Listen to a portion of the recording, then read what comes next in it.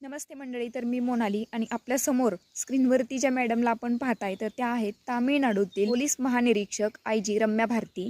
तर गेल्या काही दिवसांपासून सोशल मीडियावरती या प्रचंड व्हायरल होत आहेत. त्याचं कारणही तसंच आहे.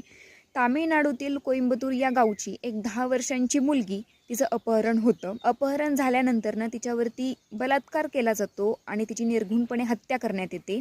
तर 21 जून म्हणजे गुरुवारची ही गोष्ट. गुरुवारी या मुलीचं अपहरण होतं आणि दुसऱ्या दिवशी म्हणजे शुक्रवारी त्या मुलीचा मृतदेहच पोलिसांना सापडतो.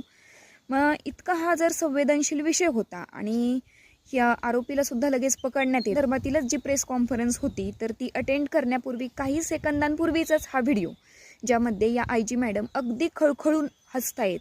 म्हणजे इतका संवेदनशील विषय हाताळताना त्यांच्या चेहऱ्यावरती त्याचं कसलंही गांभीर्य नाहीये ना, या गोष्टीचं कसलंही देणं घेणं नाहीये असं सामान्य जनतेला पाहायला मिळालं. त्यामुळं सामान्य जनतेत सोशल मीडियाद्वारे प्रचंड संताप व्यक्त केला जातोय. कुठेतरी सामान्य जनतेचं म्हणणं येतंय की खाकी वर्दीतला जो माज आहे तो यांच्यात आलेला आहे, किंवा हे दररोजच असल्या केसेस हाताळतायत त्यामुळे या केसेसचे जे गांभीर्य आहे, याच्याबद्दल जो सिरियसनेस पण आहे तो यांच्यात काही राहिलेला नाहीये. त्या उच्च पदावरती कार्यरत असून सुद्धा सामान्य जनतेच्या मनातलं दुःख तुम्हाला जराशी कळत नसेल, इतका संवेदनशील विषय तुम्ही असा हसण्यावरी नेत असाल, तर जनतेचा आक्रोश होणं साहजिकच आहे.